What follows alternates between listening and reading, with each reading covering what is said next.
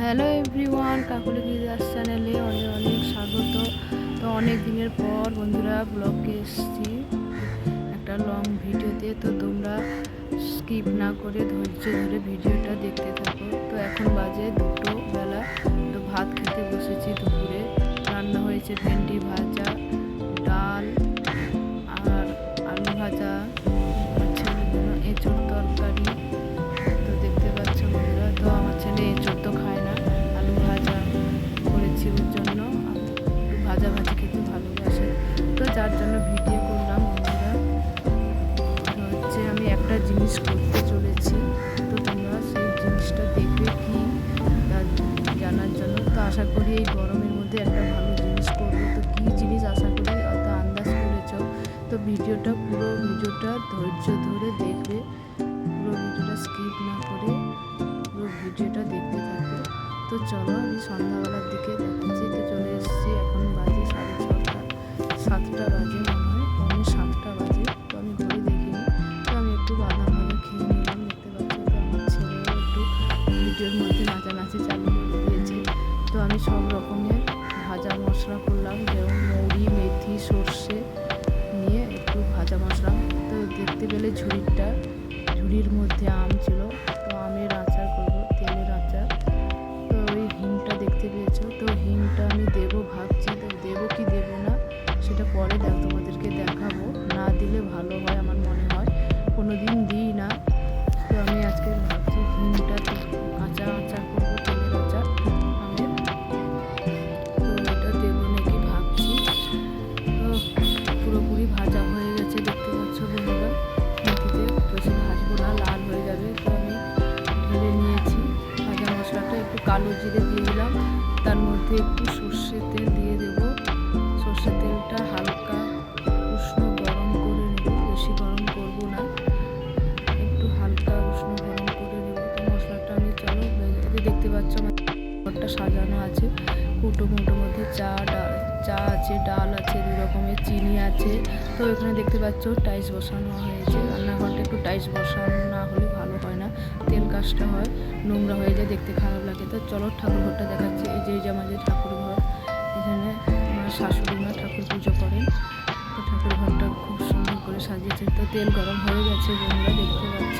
তো মশলাটা এখন বেটে নেবো শিল নোড়ায়। মিক্সার মেশিনে বাটবো ভাবছিলাম, কিন্তু মিক্সার মেশিনে আবার বের করবো, আবার সুইচ লাগাবো, ঝামেলা, তার থেকে শিল নোড়ায়। তো বন্ধুরা সত্যি কথা বলতে কি, শিল নোড়ায় বাটা মশলা আমার খুব ভালো লাগে তরকারি। তো আমি যতই কষ্ট হোক শিল নোড়ায় বেটে রান্না করি। আমার অনেক মশলা আমি মিক্সার মেশিন খুব কমই ব্যবহার করি।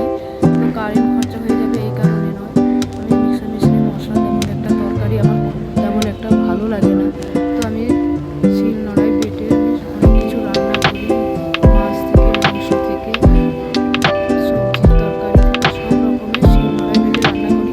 তো তাড়াহুড়োর জন্য আমি মিক্সার মেশিন তখন ব্যবহার করি। একদম মিক্সার মেশিন না ব্যবহার না করলে খারাপ লাগে, খারাপ হয়ে যায়, সরি খারাপ লাগে না, খারাপ হয়ে যায় সেই সময়। ওই জন্য একটু কম ব্যবহার করি। আর আমার শিল নোড়া সত্যি কথা